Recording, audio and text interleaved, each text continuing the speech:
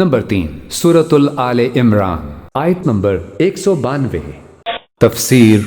ربنا اے ہمارے پروردگار، انک من تدخل النار، اور یقیناً جسے آپ نے داخل کر دیا اس آگ میں جسے آپ نے پھینک دیا، فقد اخزیتہ، اللہ یقیناً بس وہ رسوا ہو گیا، اس جیسا تو کوئی رسوا ہوا ہی نہیں۔ فقد اخزیتہ، وہ حقیقت میں پروردگار وہ کیا ہوا، وہ آدمی، اس انسان کو حقیقت میں رسوائی ملی جس کو تو نے دوزخ میں ڈال دیا۔ فقد اخزیتہ، اس کو رسوا کیا، وہ حقیقت میں رسوا ہو گیا۔ وما للظالمین من انصار، اور اللہ گناہگاروں کا تو کوئی مددگار نہیں۔ خدا بندہ اس جہنم سے بچا، اس دن کی ذلت سے بچا، اس دن کی وہ جو خواری ہے، رسوائی ہے، اے خدایا اس دن کی خواریوں سے بچا۔ انک من تدخل النار فقد اخزیتہ، دیکھا جہنم کے بعد پھر ذکر کیا ہے دوبارہ کس چیز کا، اخزیتہ، تو جہنم کے بعد ذکر کرنا رسوائی کا، اس سے معلوم ہوتا ہے کہ جہنم میں جسم کا عذاب ہے، اور یہ جو اخزیتہ ہوا ہے نا، خزیون کا لفظ پہلے بھی گزرا ہے، یہ جو رسوائی ہے یہ ذہنی کوفت ہے نا، جسم کا عذاب تو نہیں ہے۔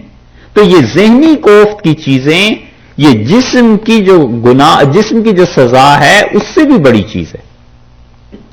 جسمانی عذاب سے بڑھ کر یہ روحانی عذاب ہے، جسمانی تکالیف سے بڑھ کر ذہنی تکالیف ہیں۔ اس سے ثابت ہوتا ہے کہ پہلے تو کہا انک من تدخل النار، اللہ جسے آپ نے آگ میں ڈال دیا وہ تو جسمانی سزا ہو گئی۔ فقد اخزیتہ، اللہ آپ نے حقیقتاً وہ تو رسوائی ہو گیا، تو وہ بڑی چیز ہو گئی نا آگے چل کے۔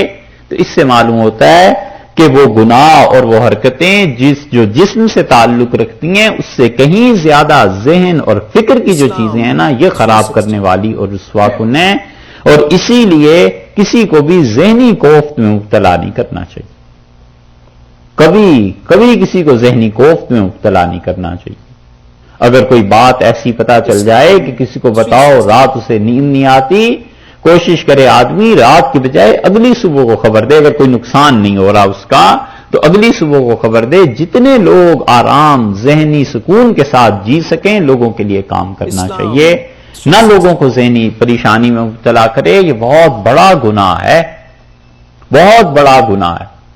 لوگوں نے گناہوں کی ایک فہرست اپنے طور پہ ہر ایک آدمی نے بنا لی ہے، اور اس میں اخلاقیات کا کوئی نام نہیں ہے، بس فلاں چیز گناہ میں شامل ہو گئی، فلاں چیز گناہ میں شامل ہو گئی۔ یہ ذہنی کوفت اور تکلیفیں لوگوں کو پہنچانا یہ شدید گناہوں میں سے ایک گناہ ہے۔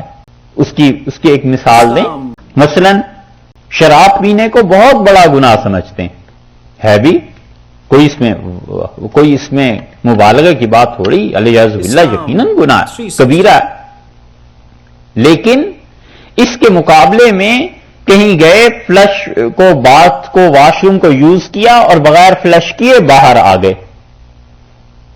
اب جو بعد میں آدمی آئے گا اسے کیسی کوفت ہوگی؟ اس کو کوئی گناہ نہیں سمجھتے، بس شراب پینا ہی گناہ ہے، اور کوئی فتوے کی بات کرے تو جیسے شراب گناہ تھی اس سے بدتر یہ گناہ ہے۔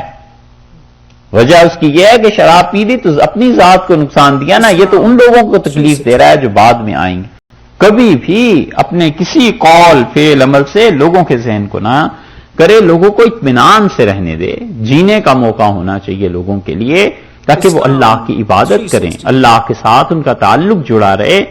ایک جملہ کبھی کبھی کسی کا دوسرے کی ساری زندگی برباد کر دیتا ہے۔ کہ اتنے بڑے بڑے گناہ ہو جاتے ہیں زبان کے غلط استعمال سے، نگاہ کے غلط استعمال سے، اس میں نہیں پڑنا چاہیے کبھی۔